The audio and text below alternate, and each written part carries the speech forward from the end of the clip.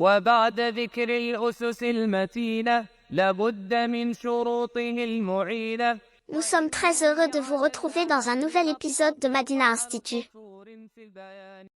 Nous sommes dans le niveau 1 de la matière jurisprudence. Dans le cours précédent, nous avons appris les piliers et obligations des ablutions. Dans cette leçon, nous verrons les recommandations à appliquer afin d'embellir notre adoration et d'obtenir une plus grande récompense. Pour cela, nous allons citer 9 recommandations. La première d'entre elles, c'est de se laver les mains 3 fois, après avoir dit « Au nom d'Allah » et avant de commencer les ablutions. Bien sûr, pour celui qui se réveille d'un sommeil, ce lavage est obligatoire, comme nous l'avons vu précédemment. Nous pouvons remarquer que le lavage des mains a 3 jugements possibles.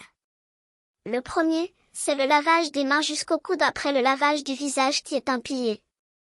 Le second, le lavage des mains 3 fois lorsque nous nous réveillons d'un sommeil nocturne qui est une obligation. Et pour finir, le lavage des mains 3 fois avant de commencer les ablutions qui est une recommandation. La preuve de cela réside dans la description des ablutions du prophète, paix sur lui, qui se lavait 3 fois les mains avant de commencer les ablutions. La deuxième recommandation, c'est l'utilisation du siwak. Le siwak est un petit bâton de bois avec lequel nous frottons nos dents. Il est recommandé de l'utiliser juste avant le lavage de la bouche, car le prophète a dit « Si je ne craignais pas une difficulté pour ma communauté, je leur aurais ordonné d'utiliser le siwak pour chaque ablution. » La troisième recommandation est de commencer par le lavage de la bouche, avant le lavage du nez. La quatrième recommandation est l'exagération dans le lavage du nez, et cela en aspirant l'eau par les narines puis en l'expulsant. Parce que le prophète, paix sur lui, a dit « Insiste lorsque tu aspires l'eau par le nez, sauf si tu es en train de jeûner. » Cette recommandation ne concerne pas celui qui est en état de jeûne, à cause du risque que l'eau atteigne sa gorge. La cinquième recommandation est de passer de l'eau dans la barbe qui est dense. Ici, il faut bien se rappeler que celui qui a une barbe dense, qui ne laisse pas apparaître la peau de son visage, doit obligatoirement laver ce qui est apparent de la barbe. En revanche, il lui est recommandé de faire pénétrer l'eau dans sa barbe. Et celui qui a une barbe légère doit obligatoirement faire entrer l'eau en contact avec sa peau. La sixième recommandation est de faire passer l'eau en frottant, entre les doigts des mains et entre les orteils. En effet, le prophète, paix sur lui, a dit « Lorsque tu fais les ablutions, passe les doigts entre les doigts de tes mains et de tes pieds. » Et cela en croisant les doigts des mains entre eux, et en faisant passer l'auriculaire, qui est le petit doigt, entre les doigts de pied. Cela est recommandé à la base, mais si une personne est obligée de passer par cette technique pour que l'eau atteigne l'entre-doigt de pied, alors cela devient pour lui obligatoire.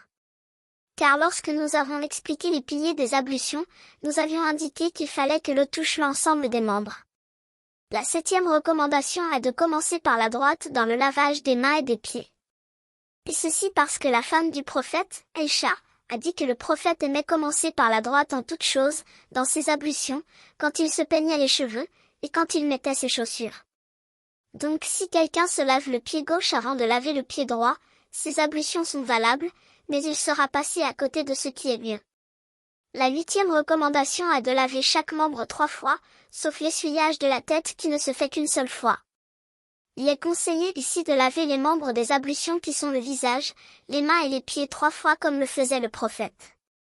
Et le minimum obligatoire, c'est de laver au moins une fois chaque membre comme nous l'avons vu dans les piliers. Pour terminer, la 9e et dernière recommandation est de dire une parole après les ablutions, qui est « J'atteste qu'il n'y a aucune divinité qui mérite d'être adorée, sauf Allah seul, sans associé.